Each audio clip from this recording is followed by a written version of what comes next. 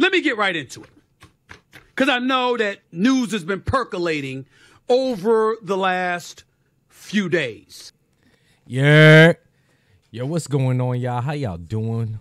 Hopefully y'all starting off y'all week, ending your week, wherever you are in the world watching this. Hopefully everything's going well with you. Hit that like button, hit that sub button, drop a comment.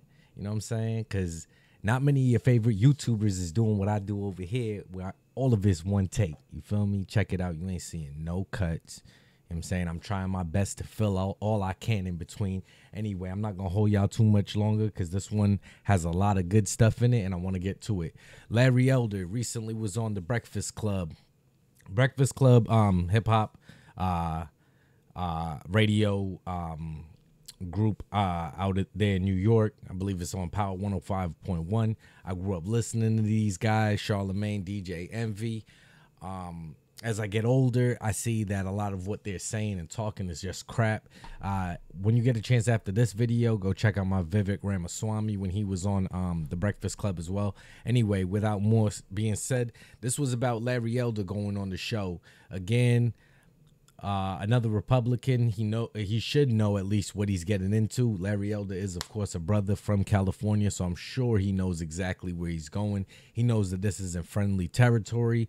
They're going to have on the show, again, Teslin Figaro, and she's a quote-unquote independent commentator. So anyway,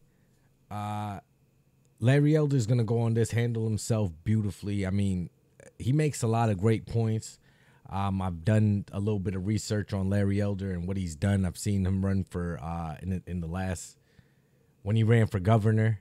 Unfortunately, he didn't win. They're going to bring up him possibly not having enough donors or donation money to be able to be on the debate floor, which, as of the recording of this video, it's August 21st. Today was the deadline.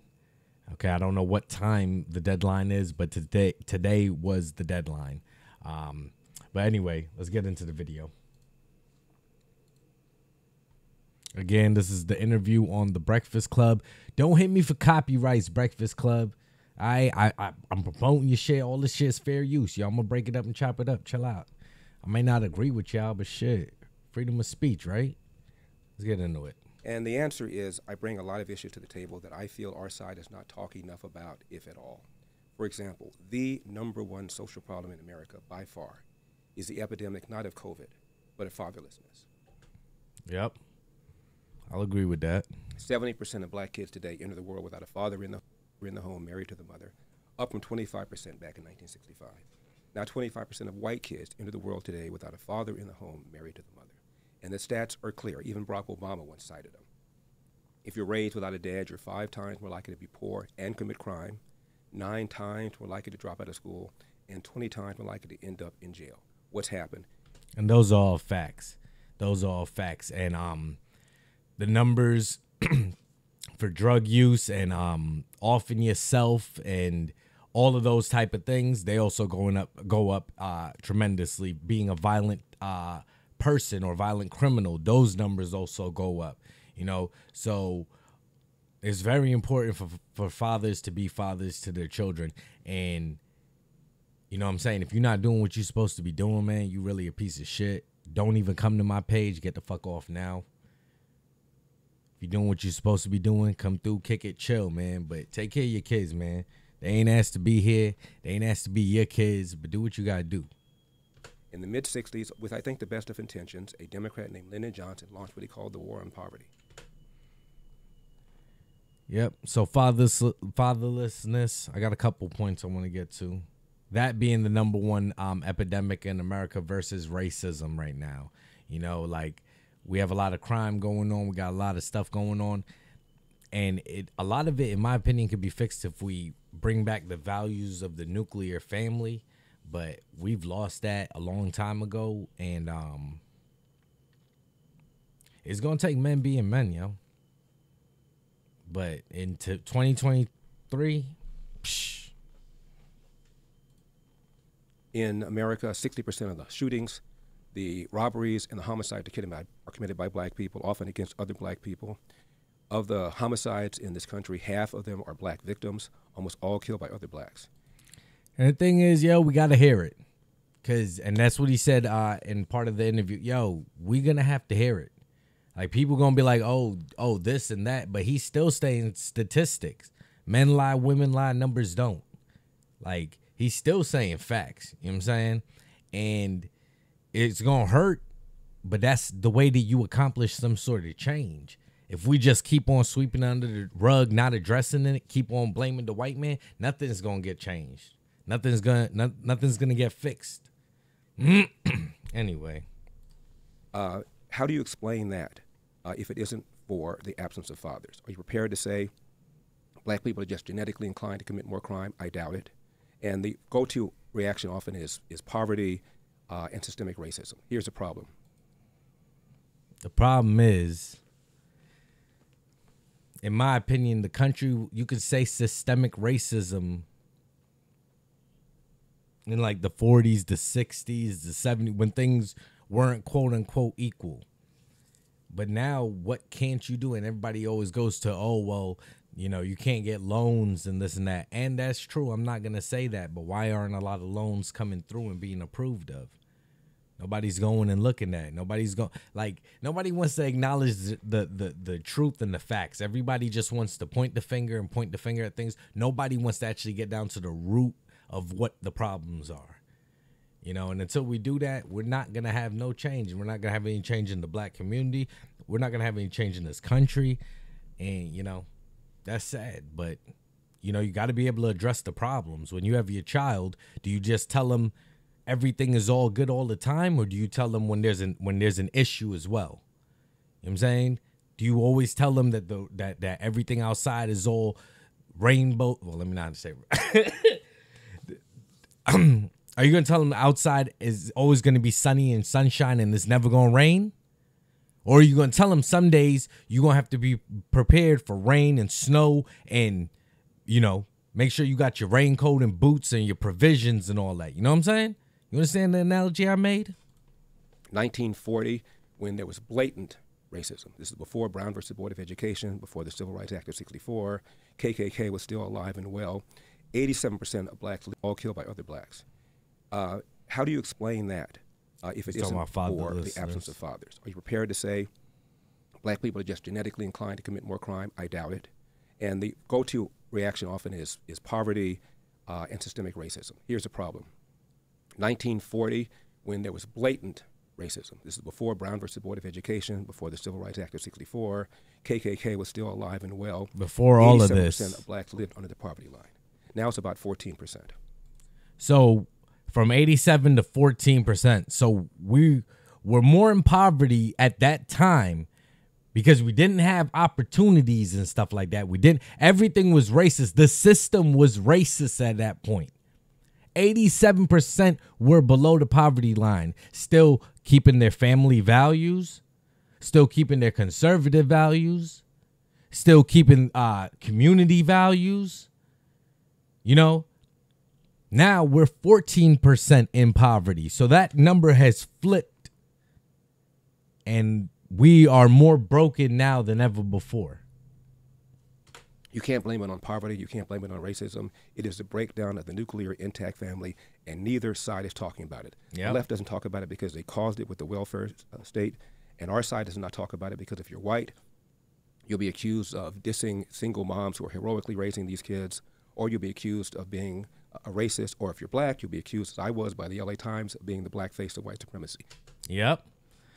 You can't talk about the problems. You can't, and that's the problem with the community. If we can't address the issues, then nothing's gonna change. And the funny thing is all of these people that Malcolm X warned us about, those kind of liberals that are the ones telling us to be the loudest about being corrected.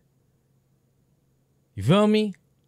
They're the ones telling us, oh, no, you shouldn't. Oh, no, you shouldn't let that person control you or correct you or, you know, and I'm not even just meaning on gender. I'm just saying on everything. The whole family unit has broken down. And the people that have championed it the loudest have been the white liberals. Let me back this up a little bit. on the black community. Let me ask you a question. What do white people do wrong? Now well, it's been race baiting all throughout the first, we're 4.5 minutes in. He's been playing the race card. What do white people do wrong? And that's a lot of people's, when even I watch videos like this and I hear, and like, you know, I'm giving my opinions and stuff like that, people may say, oh, well, you know, he must not like black people and oh, he makes these things about, you know, black mothers. I made a video about a black mom saying some really disgusting stuff about what she wanted for her daughter, you know. And I'm sure people are like, oh, why is he make? Yo, I have to call out the bullshit, or else then you will get people echoing it, go to the comments, championing it, egging it on. Yes, girl, yes. That's what you gonna get. So I'm gonna be the one to be like, nah. But then people will say, oh, well, you want to be accepted here. You want to be accepted. No, I don't want to be accepted. I can speak. I can think for myself, formulate an opinion, articulate that opinion, and then express it. You know, but in today, hey, why do you think black people are only doing it? I don't give a fuck what white people doing. I don't give a fuck what Hispanic people doing, Asian people doing, Native American people doing, purple people doing, aliens doing. I don't care what none of them doing. Middle Eastern, none of them. You know why? Because I'm not part of that demographic. I only care about what my people that represent me and that, you know, my children have to look up to as well. They have to look up to other black people. If I see my black people acting a fool, can't be letting them know that that's the right thing to be doing. You know what I'm saying? Back to the video. Larry Elder. What do you mean, what do white people do? I'm not worried about white people. I'm worried about what's going on with us. But if there's systemic racism in this country, which we know it is. No, I don't say there is. You say there is. I don't believe that. Oh, you don't believe there's No, systemic there used racism? to be, obviously. There used to be. That's the same thing I'm saying. In the 1950s and 60s and 70s, like, we fought to get here. Understand, the way people talk now is like if we didn't have Barack Obama twice.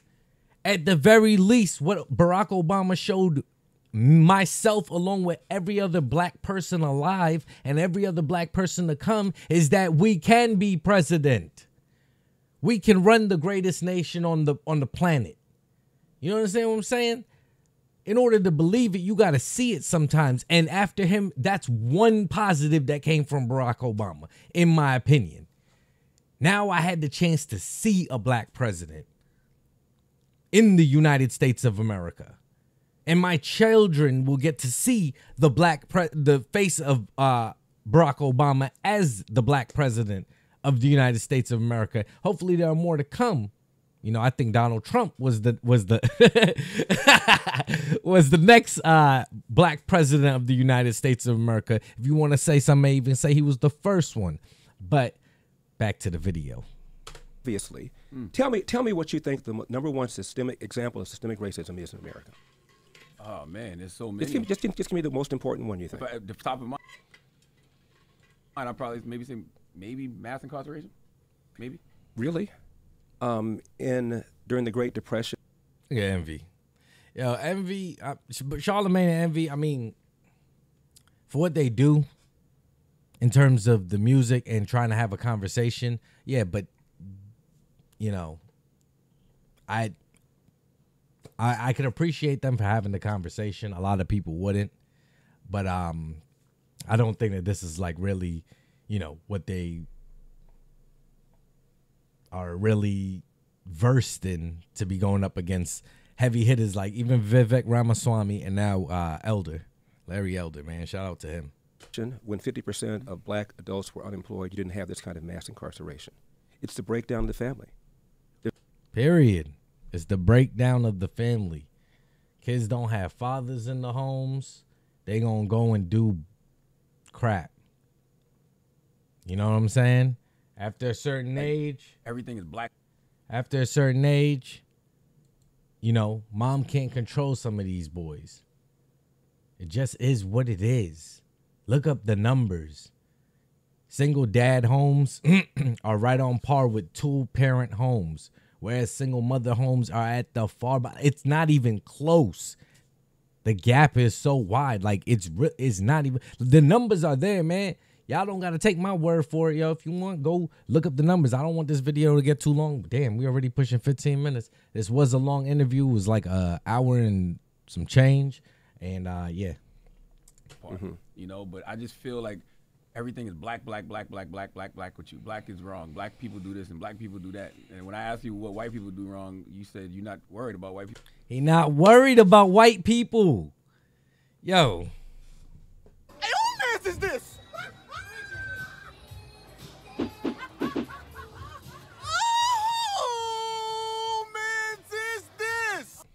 That ass. Why do we care what the white man, like, see, right now, as much as some people gonna see Larry Elder as the Uncle Tom or something, I'm seeing Charlemagne as the Uncle Tom. Cause he keep on saying, well, what about Massa? What about the white man? What about the white man? Yo, we trying to fix what's in the house. That's what real men do. Yo, we gotta fix what's in the house. You know what I'm saying? A basketball team, when they going through something, right? Everybody a basketball fan, right? When LeBron going, well, let me not say LeBron because he like crying to the media. Nah, I say even LeBron. When something going on, he not going to go out to, like, he going to have a pep talk with everybody. You know what I'm saying? This is what it is, guys. Like, that's all Larry Elder's trying to do in the black community. But it's seen by some betas, weak men like Charlemagne, that's like, no. You know what? What about the white man? Yo, we trying to fix what's in the house. Let's get rid of everybody doing the dumb shit, including people like Charlemagne that push. Because then he going to go, after somebody like Larry Elder come on, he going to go ahead and DJ something, playing some, fill in the rapper blank, saying some bullshit. Real shit. Am I lying? I'm talking about the damage, disproportionate damage going on in the black community. For example, look at these smash and grabs that are taking place in Los Angeles where I live. There's a suburb called Glendale where at a mall recently a mob of 30 to 40 people. Yeah, I'm just going to lower that down a little quick. He's going to take a little minute to get to his spot where he's going to. In places like Chicago, places like New York. If I were involved in something like that, Charlemagne, I grew up with a dad, just as you're raising your own children. I would have been more afraid of my father than I would about the cops catching me. Yep. Same here, man. That's the reason why I tried my best not to get into trouble. Because I knew my dad. I was more scared of him than I was police, the principal at my school, the dean, anybody. I was more just scared of, like, damn, yo, if I fuck up, yo, I got to go home and deal with this dude. He not going to be like, you know what I mean? My dad used to be in the military in Trinidad. And my pops is like 6'2". He was probably like 240. Like, nah, yo, I'm good. You feel me, little kid? Hell nah, I wasn't messing with him. But yeah, that helped keep me on the straight and narrow. You feel me? And that's why I say, fathers, you play an important role in your kid. I try to be there for mine. Like, I mean, you got to. And if you're not doing it, I mean, like I said, you shouldn't even be this far in the video. I said early in the video, get off. Just remove the word racism since that seems. All right, so Teslin Figaro is back. Shout out to her. She's here to, you know, pretty much put it 3 against 1. Her, Charlemagne, and Envy against Larry Elder. Let's see how it go. Seems to be a word that triggers, you know, a conversation down the water hole. Let's just focus on the word system. Okay. You mentioned that the system was the one that discouraged. And again, we have no problem with agreeing that the family, the black family, should certainly has some room for some improvement. She said, we have no problem agreeing that the black family has some room for some improvement. But let's just focus on system. Room for improvement? System. That was Larry Elder. He said room for improvement. Like, she just want to skip past that. Yo, that is the whole thing right there, yo. Y'all don't understand, like, sometimes the world makes stuff complicated, bro. And really, it's just dumbing it down and to simple terms, yo. We just go back to when we're kids, yo. You know what I'm saying? Making sure that we had, like, you feel me? And it's unfair. I'm speaking from a different perspective. I get it. Everybody doesn't have both parents be through whatever reasons. I get it. You know what I'm saying? But there's a lot of people that the excuses why they weren't there is bullshit. You feel me? So if they were there, then them kids now have someone to be there to fill that void. Damn, a little. Yeah. Now have someone to be there to fill that void. You understand what I'm saying? And then right there, now we start rebuilding and stuff like that. Cause look at every other community, man. Everybody else pops is there, man. Like, you feel me? As a present father, like I go to these events and I see it. And I'm not saying every race, every father is there. Cause there's gonna be somebody to be like, oh, well, I know. I'm just saying, most of them is present, yo. Talking about Indian men. I'm talking about Asian men. I'm talking about, you feel me, Hispanic men, black men. Because black men don't get their credit, yo. Black fathers, I know a lot of present black fathers. So I'm not here to bullshit on them. I'm just talking about statistically, we still got a ways to go. You feel me? Well, we're not going to go down that water. We're not going to go down that water hole. Let's get to the question. So the question. Yeah, see? And throughout this will become a pattern. As he tries to address things, she will cut him off. You know what I mean? And the same thing she did in the Vivek Ramaswamy interview. You know? All right, I just want to see how it started off. All right, we're going to jump around. Oh, okay, there was another point in here. Sorry. Yeah. Is you said that the system encouraged black women to be single mothers, correct? Yes. I said the welfare state, yes. Yes. The welfare, the system. True. So who's in charge of the system? Short answer, long answer. The people we elected would be in charge of it. Who's in charge of the system? Well, it was Democrats that passed it. And who were Democrats? Were they black or white at that time? Well, at the time, majority of black people were Democrats, as the majority of black people are Democrats now. Not the voters. I'm talking about the system. Remember, the main idea is the word system. She is very degrading. She speaks to people very degradingly.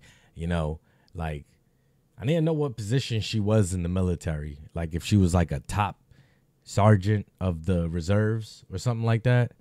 I didn't know, because she speaks down to people and she speaks very condescendingly. Who was in charge of the system at the time? The Democrats at the time, the system. White people, white liberals for 500, Alex. I'm just going to Charlamagne's point about white or black. Was it white Democrats in charge of the system or black Democrats in charge of the system? It was white Democrats for 500, Alex. Who voted them in? Black people. Black people for 1,000. Matter of fact, I'll solve the puzzle. Black people.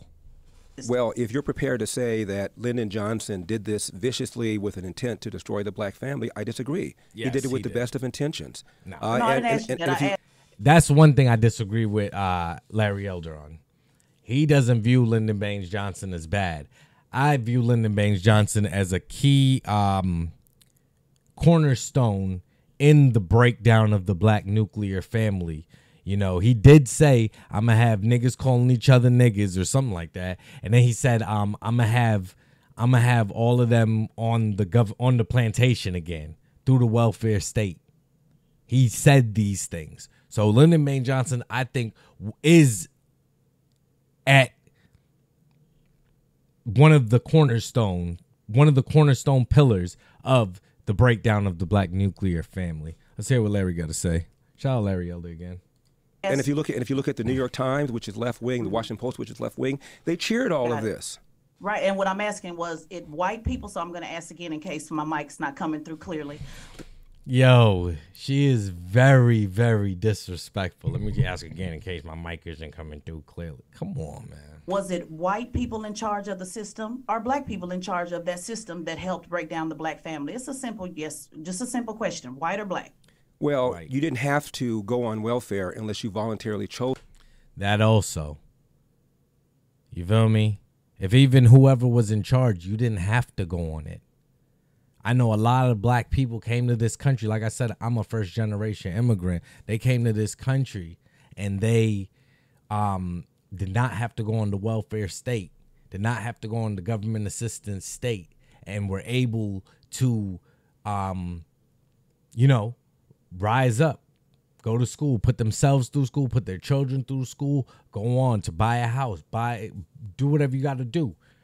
I know multiple families that come here from the islands personally because that's my community that came here and did that.